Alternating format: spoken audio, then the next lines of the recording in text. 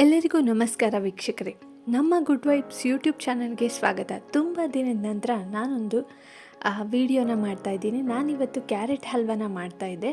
ಮನೇಲಿ ಈಸಿಯಾಗಿ ಸ್ವೀಟ್ ನೆನಪಾದ ತಕ್ಷಣ ಮಾಡ್ಕೋಬೋದು. ಮೊದಲಿಗೆ ನಾನಿಲ್ಲಿ ಕ್ಯಾರೆಟ್ನ ತುರಿದು ಇಟ್ಕೊಂಡಿದ್ದೆ. ಅದನ್ನು ಒಂದು ಬಾಣಲೆಯಲ್ಲಿ ಸ್ವಲ್ಪ ತುಪ್ಪನ ಹಾಕಿ ನಂತರ ಈ ರೀತಿ ಉದ್ದುದ್ದಕ್ಕೆ ತುರಿದಿರೋ ಕ್ಯಾರೆಟ್ನ ಹಾಕಿ ಇದನ್ನು ಚೆನ್ನಾಗಿ ಸ್ವಲ್ಪ ಹಸಿ ವಾಸನೆ ಹೋಗೋವರೆಗೂ ಒಂದು ಲೋ ಟು ಮೀಡಿಯಮ್ ಫ್ಲೇಮಲ್ಲಿ ಇಟ್ಕೊಂಡು ಚೆನ್ನಾಗಿ ಹುರಿದುಕೊಳ್ಳೋಣ.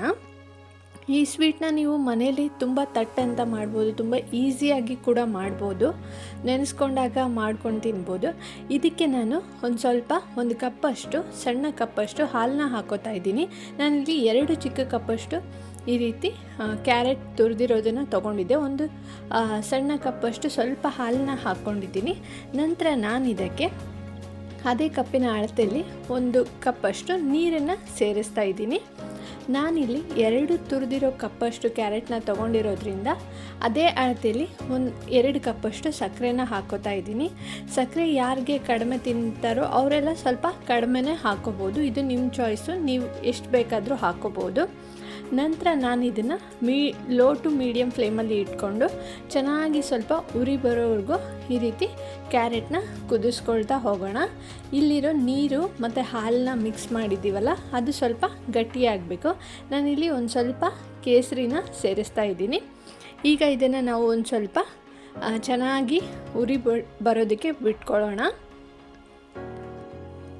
ನೋಡಿ, ಕ್ಯಾರೆಟ್ ಹಲ್ವನ ನಾವು ಮನೆಗೆ ಯಾರಾದರೂ ದಿಢೀರಾಗಿ ಬಂದಾಗ ಕೂಡ ಈಸಿಯಾಗಿ ಮಾಡ್ಬೋದು. ಯಾವಾಗಾದರೂ ಸ್ವೀಟ್ ತಿನ್ನಬೇಕು ಅಂತ ಅನ್ನಿಸ್ದಾಗ ಕೂಡ ಬೇಗನೆ ಮಾಡ್ಕೋಬೋದು. ನೋಡಿ, ಇಲ್ಲಿ ನೀರಿನ ಅಂಶ ಇಲ್ಲಿ ಸ್ವಲ್ಪ ಕಡಿಮೆ ಆಗ್ತಾಯಿದೆ. ಇದೇ ರೀತಿ ಇನ್ನೊಂದು ಸ್ವಲ್ಪ ಹೊತ್ತು ಇದನ್ನು ಹೀಗೆ ಲೋ ಟು ಮೀಡಿಯಮ್ ಹುರಿಲಿ ಚೆನ್ನಾಗಿ ಬಿಟ್ಕೊಳ್ಳೋಣ.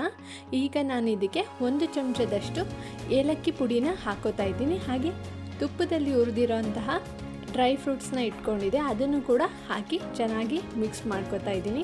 ಒಂದು ಒಳ್ಳೆ ಆರೋಮ ಬರ್ತಾ ಇರುತ್ತೆ. ತಿನ್ನೋದಕ್ಕೂ ಕೂಡ ತುಂಬಾ ಟೇಸ್ಟಿಯಾಗುತ್ತೆ. ಕೆಲವೊಂದು ಸಾರಿ ಹೋಟೆಲ್ನಲ್ಲಿ ಐಸ್ ಕ್ರೀಮ್ ಜೊತೆಗೆ ಕ್ಯಾರೆಟ್ ಹಲ್ವನೂ ಕೊಡ್ತಾರೆ. ತುಂಬಾ ಚೆನ್ನಾಗಿರುತ್ತೆ ಕಾಂಬಿನೇಷನು. ತಿಂದಿಲ್ಲ ಅಂದರೆ ನೀವು ಕೂಡ ಟ್ರೈ ಮಾಡಿ. ಹೀಗೆ ಇದನ್ನು ಇನ್ನೊಂದು ಸ್ವಲ್ಪ ಹೊತ್ತು ಬಿಟ್ಟರೆ ನೋಡಿ, ಈಗ ನಮಗೆ ಕ್ಯಾರೆಟ್ ಹಲ್ವ ರೆಡಿಯಾಗಿದೆ. ಈಗ ಇದು ಪರ್ಫೆಕ್ಟ್ ಕನ್ಸಿಸ್ಟೆನ್ಸಿಗೆ ಬಂದಿದೆ ಅಂತಲೇ ಹೇಳ್ಬೋದು. ಒಂದು ಸ್ವಲ್ಪ ನೀರಿನಂಶ ಇರಲಿ, ಯಾಕಂದರೆ ಆರಿದ ಮೇಲೆ ತುಂಬಾ ಗಟ್ಟಿಯಾಗಿ ಹೋಗುತ್ತೆ. ಈಗ ನೋಡಿ, ನಾನು ಇದನ್ನು ಒಂದು ಸರ್ವಿಂಗ್ ಬೌಲಲ್ಲಿ ಹಾಕಿ ಇಟ್ಕೊಂಡಿದ್ದೀನಿ. ಎಷ್ಟು ಚೆನ್ನಾಗಿ ಬಂದಿದೆ ಕ್ಯಾರೆಟ್ ಹಲ್ವ. ತುಂಬಾ ಟೇಸ್ಟಿಯಾಗಿರುತ್ತೆ, ತುಂಬ ಈಸಿಯಾಗಿ ಮಾಡ್ಕೋಬೋದು. ನೀವು ಕೂಡ ಒಂದ್ಸರಿ ಟ್ರೈ ಮಾಡಿ ನೋಡಿ. ಹಾಗೆ ನಮ್ಮ ಚಾನಲ್ಗೆ ಸಬ್ಸ್ಕ್ರೈಬ್ ಆಗೋದನ್ನು ಮಾತ್ರ ಮರಿಬೇಡಿ ಅಂತ ಹೇಳ್ತಾ ಈ ವಿಡಿಯೋನ ನೋಡಿದ್ದಕ್ಕಾಗಿ ಎಲ್ರಿಗೂ ಧನ್ಯವಾದಗಳು.